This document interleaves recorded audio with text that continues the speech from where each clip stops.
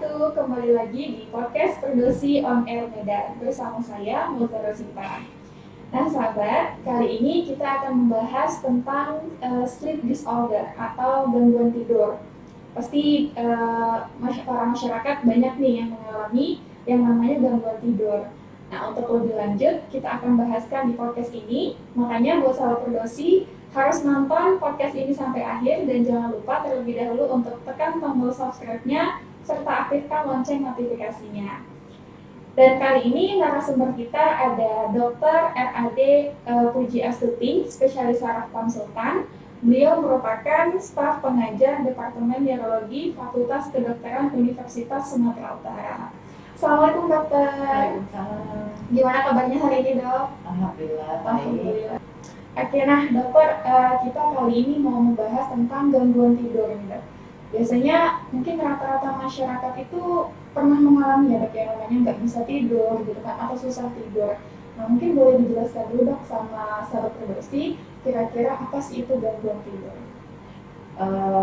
Jadi pertama mungkin ya harus tahu dulu kenapa kita tidur gitu kan. Tapi kalau misalnya mungkin sering bilang tidur itu ya suatu kebutuhan kita memang yang tidak bisa kita tinggalkan, nggak bisa kita skip gitu. Mungkin bisa mau dia paksa dia bergadang hari, tapi badannya pasti akan protes. Jadi memang itu kebutuhan biologis tubuh kita yang kita butuhkan. Kemudian kalau gangguan tidur itu dia macam-macam. Jadi ada memang gangguan tidur artinya gangguan sulit jatuh tertidur. Jadi kita mau lihat biasanya kalau di pemirsa itu kita lihat kualitas tidur.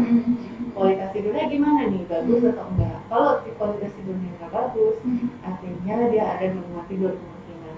Jadi gangguan tidur bisa mulai dari susah tidur, atau dia sudah tidur tapi dia tetap mengantukkan seharian, atau dia tidur tapi dia terbangun-bangun gitu. Jadi bangun-bangun bisa karena sesak nafas, bisa juga karena mimpi buruk, macam-macam sih. Jadi agak luas sih kalau dibahas ya. Tapi paling sering yang pasti kita tahu bahwa kita tuh kekurangan tidur atau kualitas tidur kita kurang. Oke. Nah kemudian dok, yang menjadi penyebab gangguan tidur ini pada seseorang itu kira-kira apa sih dok? Kayak misalnya kan kadang ada masyarakat yang kalau banyak pikiran, kadang suka susah tidur juga ya dok, sampai ke bawah mimpi gitu. Nah itu kira-kira termasuk penyebabnya atau gimana dok? Ya paling sering sih kita kalau misalnya yang misalnya dia tiba-tiba ya, selama ini dia tidur biasa aja, kemudian tiba-tiba dia sulit tidur, ya itu biasanya ada penyebabnya, ada stresornya, ada stresor psikis loh. Artinya ada mungkin beban pikiran atau kecemasan, stres gitu kan. Jadi atau baru terjadi kemalangan. Jadi situasi yang membuat dia lebih cemas. Salah satunya mungkin kalau kita tahun lalu adalah mungkin di awal pandemi kita ya. Itu banyak keluhan gangguan tidur, ataupun dia tidur tapi jadi lebih kayak mimpi buruk. Nah gitu. Jadi ya itu kita bisa lihat ya, mungkin kita faktor kecemasan kita cukup tinggi masyarakat kita pada saat tahun lalu pada awal pandemi itu. Ya jadi memang menjadi salah satu faktor ya kayak faktor luar gitu ya yang memang membuat pemikiran itu nggak tinggal mungkin ya dok ya, sampai ke bawah mimpi. Nah kemudian dok, kira-kira jenis ada apa saja sih jenis gangguan tidur ini tadi dok? Jenis gangguan tidur, jadi kita bilang ada gangguan tidur itu golongannya ke insomnia. Jadi memang dia kekurangan tidur, jadi bisa kurang tidurnya bisa karena dia susah mulai tidur, jadi dia pengennya tidur jam 10 tapi baru jam 12, jam 1 dia baru tidur. Artinya tapi dia harus bangun jam 5 atau jam 6, berarti kan dia kurang tidurnya. Karena kita normal kan butuh 7-8 jam. Kalau dia kurang dari 6 jam tidurnya itu udah masuk ke insomnia. Atau atau gangguan tidur yang golongannya ke masalah pernafasan. Jadi pada saat dia tidur, kita bilangnya sleep disorder breathing. Jadi sleep breathing disorder gitu. Jadi pada saat tidur dia seperti tertutup jalan nafasnya. Jadi kayak mungkin kalau orang lihat kan ngorok Oh iya iya. jadi ngorok. Tapi rupanya selain ngoroknya dia ada kayak kegelap, kayak apa sih gitu, sesak nafas tiba-tiba, sesak nafas di tidurnya. Itu ada masalah di pernapasan, itu juga bisa mengganggu kualitas tidur. Atau ada masalah tidur yang mungkin orang tahu ngelindur ya, Ngelindur tidurnya jalan sama suka ngomong-ngomong sendiri ya. Itu istilahnya keparasomnia. Itu juga berarti ada masalah juga di tidur. Atau dia tidur tapi kakinya tangannya mukul-mukul atau kakinya gecek-gecek apa sih gerak-gerak kakinya gerak-gerak dia rutin, atau dia merasa kebas di malam hari jadi kaki harus goyang terus. Nah itu udah gangguan tidur juga. Nah itu jadi tanpa dia sadari, mungkin dia nggak tahu kalau dia ada masalah selama tidur itu, atau belum ada pasangan tidur yang bisa bilang kamu kok gini sih gitu kan. Jadi nggak sadar. Jadi itu mengganggu tidurnya. Jadi dia selalu merasa kekurangan tidur. Oh gitu. Berarti ada banyak macam jenis ya dok ya sebenarnya gangguan tidur. Iya. Tadi yang ngorok tadi ya dok. Berarti ternyata yang orang yang ngorok itu bukan berarti dia tidur nyenyak ya dok. Tapi malah itu termasuk gangguan tidur sebenarnya. Iya, jadi pas ngorok itu, pas dia tidur, jadi dia ada biasanya ini faktor resikonya biasa laki-laki, obesitas, kemudian ada lehernya pendek atau besar, kemudian atau mungkin dia memang ada masalah di mungkin dia nggak gemuk tapi di masalah di tenggorokannya ada tonsilnya atau di tenggorokannya nutup, atau pada saat nonsil mandel. Nah, jadi kayak di mandelnya mungkin besar. Jadi pada saat dia tidur kan itu pas kita tidur kan semua rileks. Iya. Nah itu lidah bisa jatuh, kemudian saluran nafasnya jadi kayak ketutup gitu. Jadi sebetulnya kita sarankan kalau dia tidur miring. Pas saat menunggu pagi ada yang baiknya tidurnya miring, dimiringkan. Kita lihat apakah dia bisa berkurang nggak ngoroknya atau sesak. Kadang-kadang bahkan ngorok sih bisa normal, tapi kalau dia terlalu parah dia jalan sesak nafas. Jadi kan itu nggak bagus juga ya untuk kualitas tidur dan untuk kesehatan. Artinya di berapa kali dalam semalam itu setiap dia tidur dia kekurangan oksigen gitu, dan itu bisa ngedrop sampai oksigennya bisa sampai 70, 80. Kita kan normalnya 95 ke atas. Pada saat dia berhenti nafas tuh saturasinya bisa turun sampai 70 misalnya. Terus dia nanti kayak orang tenggelam gitu yang kayak ngap gitu. Terus dia kayak kebangun terus tidur lagi, habis itu balik gitu. Dan itu bolak-balik terjadi setelah tidur. Nah itu yang perlu kita awasi sih, maksudnya sadari kalau bukan sekedar ngorok biasa. Nah ini nyambung nih dok, kira-kira efek daripada gangguan tidur ini tadi apa aja sih dok yang bisa dialami oleh seseorang tersebut gitu yang mengalami gangguan tidur? Jadi kalau fungsi tidur itu kan banyak ya, nggak cuma sekedar kita istirahat. Perbaikan sel kita yang seharian kita pakai ada yang rusak atau apa, itu perbaikannya terjadi pada saat kita tidur. Imun kita juga itu akan meningkat kalau kita dengan tidur cukup. Kalau kita metabolisme kita juga, pembakaran kalori. Jadi pada saat tidur juga kita membakar kalori, atau pembentukan otot kita itu semua pada saat kita tidur. Kemudian selain dia untuk istirahatkan istirahatkan, jadi kerja otak juga lebih bagus kalau kita dengan tidur yang cukup. Jadi ya kebayang kalau misalnya itu semua terganggu, jadi berarti kemungkinan kita akan lebih gampang sakit. Berarti kalau kita kurang tidur kita terganggu produktivitas kerja kita. Jadi bukan berarti dia begadang bekerja lebih banyak dia jadi lebih bagus, enggak efektif. Justru lebih bagus ya tidur, istirahat, mulai kerja produktivitasnya dia akan lebih bagus.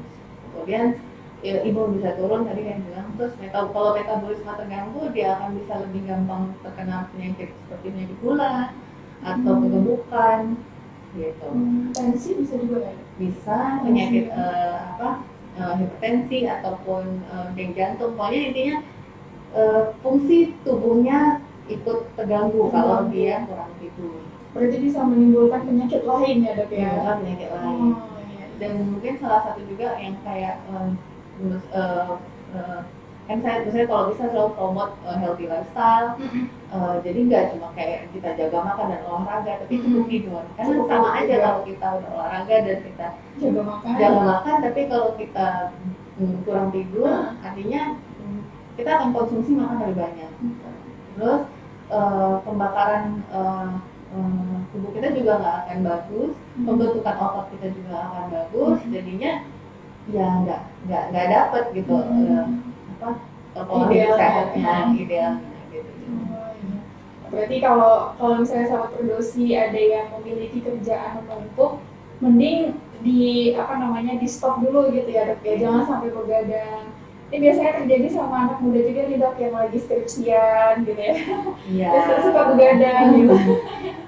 Jangan dijadiin kebiasaan aja sih. Mungkin misalnya besoknya dia ujiannya nggak bisa tidur, dia lebih bagus dia belajar. Oke, tapi sebetulnya akan lebih bagus kalau dia istirahat atau tidur gitu. Tapi bisa bangun lebih cepat, dilanjut lagi gitu ya dok ya.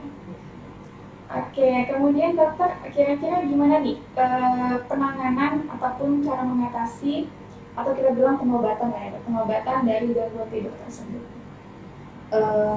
Untuk pengobatan yang pertama kalau memang itu udah jadi masalah ya memang harus diperiksa. Kemudian yang sering ditekankan itu adalah kualitas gimana kita mendapatkan kualitas tidur yang bagus. Pastikan memang tidurnya itu mencapai 7-8 jam sehari di jam yang benar ya, karena kita kan punya namanya irama sirkadian yang mengatur memang pola kapan kita ngantuk, kapan kita tidur, kapan tekanan darah kita tinggi, kapan tekanan darah kita turun gitu, segala macam itu kapan kita waktunya bagusnya makan, itu sudah diatur sebetulnya oleh otak kita untuk badan kita. Nah jadi kalau misalnya ya jam tidur tuh yang bagusnya jam 9 jam 10 malam, kemudian jam 5 jangan sudah bangun misalnya gitu kan. Jadi bukan berarti saya tidur kok 7 jam tapi jam 1 sampai jam 9 besok paginya gitu kan. Nah itu kan berarti itu juga udah belok itu jadi jam tidurnya. Nah, itu namanya delete phase, delete gitu deh. Aku jadi lupa ya. Delete sleep onset. Jadi onset tidurnya mundur. Nah, jadi dia baru ngantuk di jam 12 jam 1.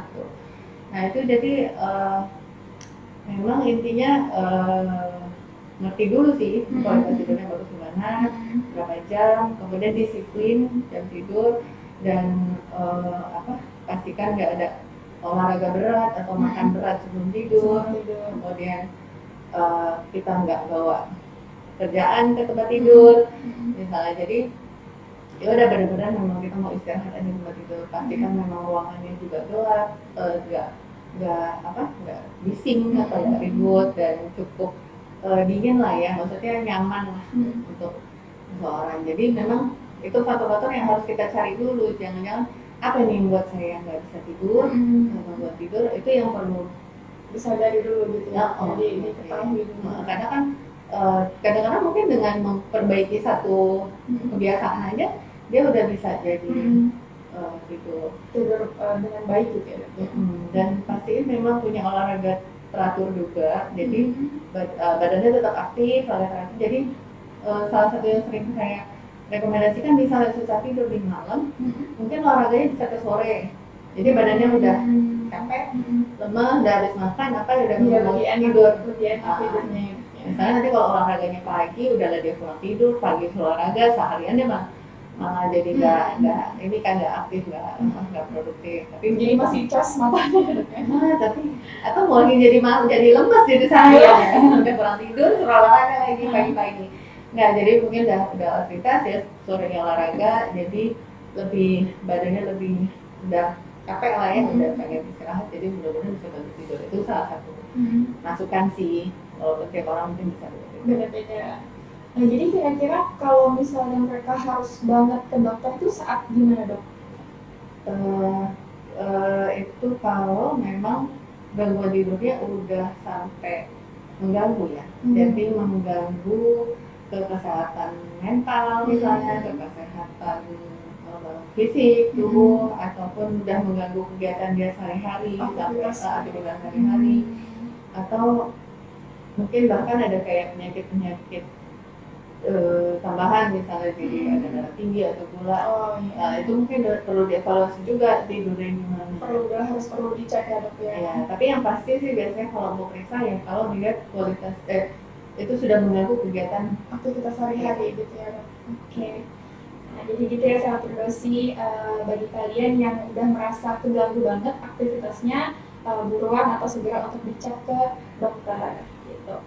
Nah, terakhir nih dokter, kira-kira bagaimana sih kualitas tidur yang baik sebenarnya dan pencegahan gangguan tidur tersebut? Kualitas tidur yang baik.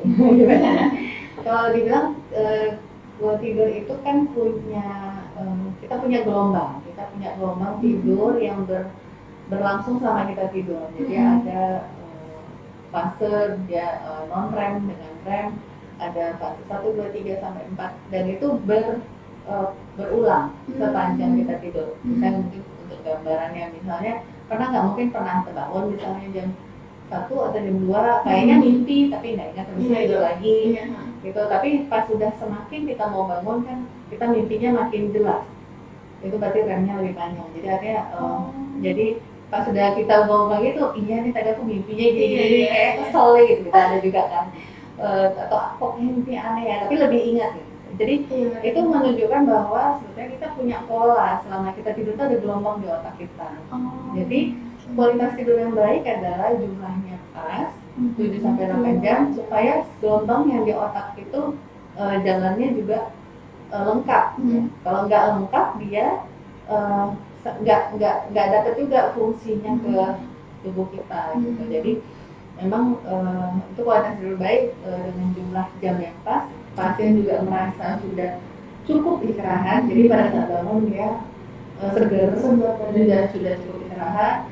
Kemudian ya nggak untuk beraktivitas juga ini nggak, kalau misalnya bawa tidur pagi-pagi ngantuk wajar lah ya. Itu juga karena melatonin kita juga masih baru turun, kemudian kortisolnya belum naik. Jadi bukan berarti kayak bangun tidur langsung minum kopi gitu ya. Cuman memang kita tahu pada jam ngantuk dan jam bangun kita itu sama. Nah, itu kualitas tidurnya pasti insya Allah bagus ya. Oke, jadi itu ya sahabat Firdosi tips-tipsnya dari narasumber kita hari ini. Jadi tengah malam, jam 10 usahakan udah tidur, dan jam 5 pagi atau jam 6 ya itu udah usahakan udah bangun seperti itu. Oke dokter, terima kasih sudah sharing-sharing ilmu tentang gangguan tidur hari ini. Semoga ya insya Allah bermanfaat ya bagi kita semua. Dan jangan lupa untuk like, komen, dan share, serta subscribe channel Firdosi Medan. Kemudian jangan lupa juga follow Instagram di @firdosi-medan2019. Kemudian fanpage Firdosi Medan. Dokter Dwi ada Instagram mungkin? Kalau kita promo ada. Nanti kita mention di bawah ini ya. Puji ya. Oke. Jadi bagi sahabat Firdosi yang mau langsung tanya, boleh mungkin ya dok di DM gitu ya. Oke, kita ketemu lagi di podcast episode selanjutnya. Terima kasih. Assalamualaikum warahmatullahi wabarakatuh.